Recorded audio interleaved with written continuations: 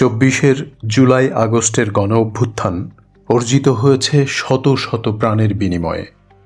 অথচ আজ বিড়ম্বনা এই যে, যাদের রক্তে দেশ গণতন্ত্রের পথে ফিরল, সেই জুলাই যোদ্ধাদের সুচিকিৎসার দাবিতে রাজপথে নামতে হচ্ছে।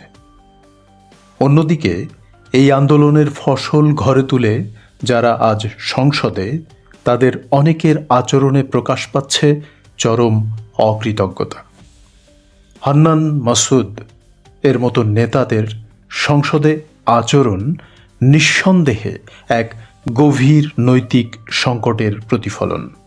যখন কোনো জনপ্রতিনিধি সংসদে দাঁড়িয়ে জুলাই যোদ্ধাদের দিকে আঙুল উঁচিয়ে আক্রমণাত্মক কথা বলেন কিংবা ব্যক্তিগত বংশগৌরব প্রচার করেন, তখন সেটি কেবল সংসদীয় শিষ্টাচার লঙ্ঘন নয়, বরং নিহতদের আত্মত্যাগের অবমাননাও বটে। যে চেয়ারটি জনতার বুকের রক্তে অর্জিত, সেখানে বসে দম্ভ প্রদর্শন নেতৃত্বের দেউলিয়াপনাকে স্পষ্ট করে।